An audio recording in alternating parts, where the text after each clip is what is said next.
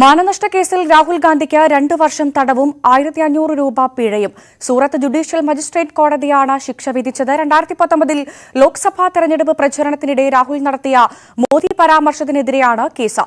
എല്ലാ കള്ളന്മാർക്കും മോദി എന്ന പേര് വന്നത് എങ്ങനെയെന്നായിരുന്നു പരാമർശം. കേസിൽ രാഹുൽ ഗാന്ധിക്ക് ജാമ്യം അനുവദിച്ചിട്ടുണ്ട്. 2019 ലോക്സഭാ തെരഞ്ഞെടുപ്പിനിടെ കർണാടകയിലെ കോലാറിൽ വെച്ച് നടത്തിയ പ്രസംഗമാണ് കേസിനാസ്പദം. കള്ളന്മാരുടെ പേരിനൊപ്പം മോദി എന്ന് വരുന്നത് എന്തുകൊണ്ടാണെന്നായിരുന്നു രാഹുലിന്റെ പ്രസ്താവന. നീരവ് മോദി, ലളിത് മോദി എന്നിവരുടെ കേസുകൾ ചൂണ്ടിക്കാണിച്ചായിരുന്നു പരാമർശം.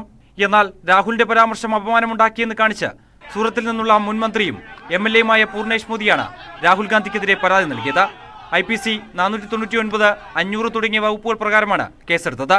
രാഹുൽ കുറ്റക്കാരനാണെന്ന് കണ്ടെത്തിയ സൂറത്തിലെ ചീഫ് ജുഡീഷ്യൽ മജിസ്ട്രേറ്റ് കോടതിയാണ് ശിക്ഷ വിധിച്ചത്. ശിക്ഷാവിധി കേൾക്കാൻ രാഹുൽ ഗാന്ധി അടക്കമുള്ളവർ കോടതിയിലെത്തിയിരുന്നു. ശിക്ഷാവിധിക്ക് പിന്നാലെ കോടതി രാഹുലിന് ജാമ്യം അനുവദിച്ചു.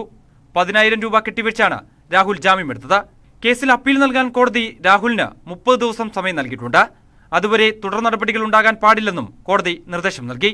എന്റെ മതം സത്യത്തിലും അഹിംസയിലും അധിഷ്ഠിതമാണ്, സത്യമാണ് എന്റെ ദൈവമെന്നുമാണ് കോടതി വിധിക്ക് ശേഷം രാഹുലിന്റെ പ്രതികരണം. കോടതി വിധിക്കെതിരെ മേൽക്കോടതിയെ സമീപിക്കാനാണ് കോൺഗ്രസിന്റെ തീരുമാനം. हमको मालूम था पहले से ये लोग जज को बदलते गए, ये सारी चीजें करते गए, हमको तो अंदाजा लग रहा था.